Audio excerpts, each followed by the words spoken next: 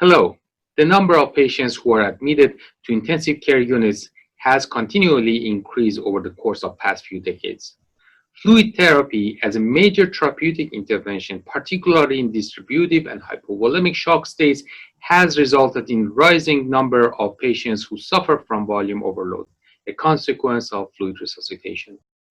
Just speaking was Dr. Kianush Kashani discussing his article appearing in the August 2020 issue of Mayo Clinic Proceedings entitled Elastic Bandage versus Hypertonic Albumin for Diuretic-Resistant Volume Overload Patients in Intensive Care Unit, a propensity match study. Dr. Kashani is a professor of medicine in nephrology and hypertension and an assistant professor of medical education at Mayo Clinic in Rochester, Minnesota.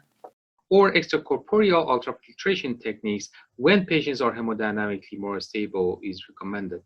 Unfortunately, diuretic resistance is quite common among the volume overloaded patients after fluid resuscitation or in the heart failure setting. These patients often require extracorporeal techniques for volume removal, which as an invasive option could be associated with some adverse events. Therefore, non-invasive or minimally invasive alternatives to improve the impact of diuretics to achieve appropriate negative volume balance seems to be attractive. In this retrospective propensity match analysis of a large cohort of volume overloaded patients in ICU, we compared the effects of extravascular volume recruitment maneuvers, including the use of hypertonic albumin versus elastic bandage of lower extremities.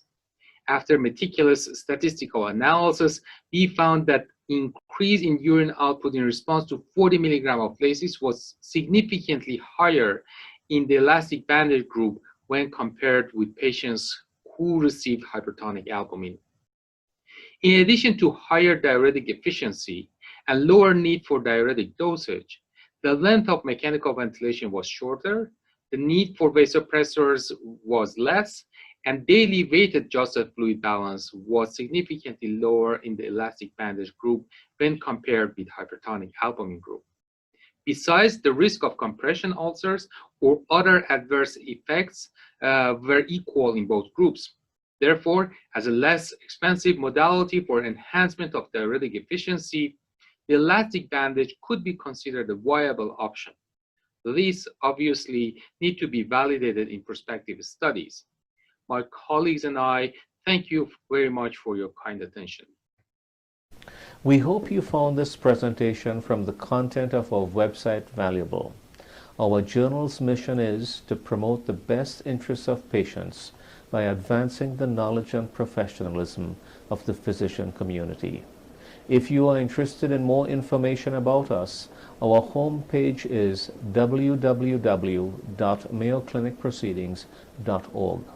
There you'll find access to information for our social media content, such as additional videos on our YouTube channel or journal updates on Facebook.